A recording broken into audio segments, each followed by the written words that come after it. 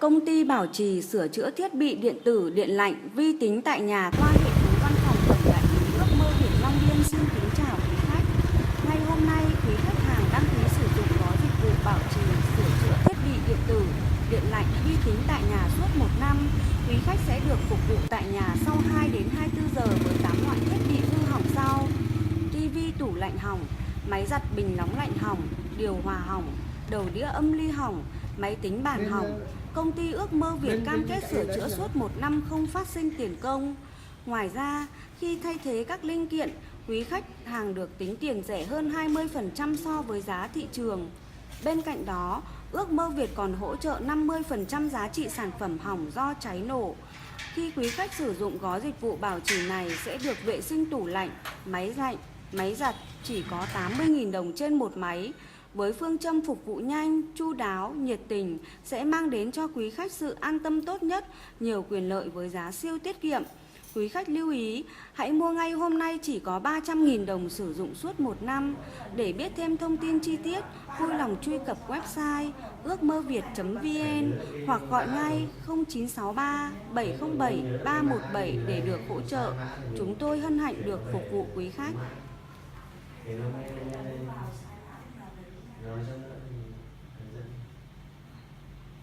Các bạn còn đánh loạn cái lần nhà này bọn nó hay làm mất được cái đường hoa lắm, mất như đúng rồi.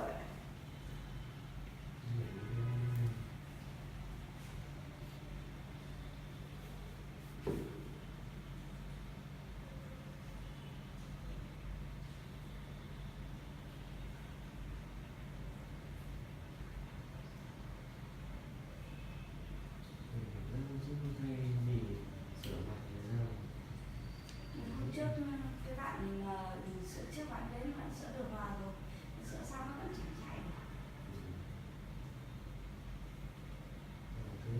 Đôi nhất cả ngày mình bấm tự động ra.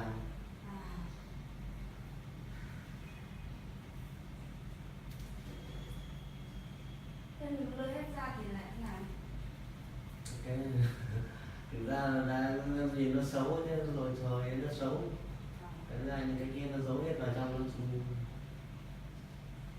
Đây chắc là không có điều khiển, bấm bằng tay. Đây là cái nút ở tay. Sao phải có điều khiển thì mình không phải bấm bằng cái nút này. Cái nút này nó chỉ là cái nút để mình bật tay nó chạy trong phòng, nó nhiệt độ nó chỉ khống chế tự động là 24 đến 26 độ thôi. Mình muốn giảm lên giảm xuống thì không được.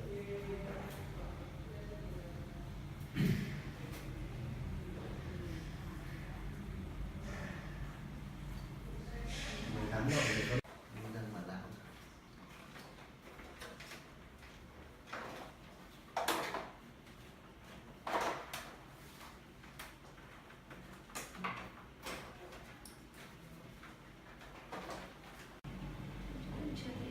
Máy điều hòa thì đang gặp sự cố gì anh? Và anh ấy đang thực hiện việc gì? Bây giờ là đang gặp sự cố là không nhận khiển.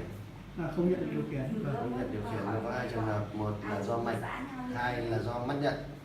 Vâng, mạch là do mắt nhận. Mình đang thử cái mắt nhận xem nó nhận được không. Giờ anh thử mắt nhận đúng không? Trời ơi, sao lại khoa như không có sự gì xảy ra? Bảo bạn ấy là Giờ thì mình theo cách tự động như này thì mình dẫn một cái dây xuống, xong rồi mình ở dưới mình chỉ việc là ấn nút bật thôi, không thông qua điều khiển. Và cái đấy nó chỉ bật tự động, nó khống chế trong phòng nó chỉ được 24 đến 26 độ. thế các bạn này không nói được đâu, các bạn này người nước ngoài toàn ấn 18 độ trong phòng thôi các bạn. Còn nếu mà muốn ấy nữa thì chắc là không nên đấy, thì thay một cái mặt lạnh khác thì nó sẽ tốt hơn mày hơn. Chứ còn mạch như này thợ ngày trước nó đã sửa rồi này, nó nát cái này thì thực tế ra thợ sau sửa nó cũng hơi khó cho thợ sau là có thể là sửa được nhưng cái thời gian của nó sẽ không được dài, độ bền nó không được. Hôm nay, nay, quý khách hàng đăng ký sử dụng gói dịch vụ bảo trì, sửa chữa thiết bị điện tử, điện lạnh, vi tính tại nhà suốt 1 năm. Quý khách sẽ được phục vụ tại nhà sau 2 đến 24 giờ với 8 loại thiết bị hư hỏng sau: tivi, tủ lạnh hỏng, máy giặt bình nóng lạnh hỏng, điều hòa hỏng, đầu đĩa âm ly hỏng, máy tính bàn hỏng. Công ty Ước Mơ Việt cam kết sửa chữa suốt 1 năm không phát sinh tiền công. Ngoài ra, khi thay thế các linh kiện, quý khách hàng được tính tiền rẻ hơn 20% so với giá thị trường. Bên cạnh đó, Ước Mơ Việt còn hỗ trợ 50% giá trị sản phẩm hỏng do cháy nổ. Khi quý khách sử dụng gói dịch vụ bảo trì này sẽ được vệ sinh tủ lạnh, máy lạnh, máy giặt chỉ có 80.000 đồng trên một máy.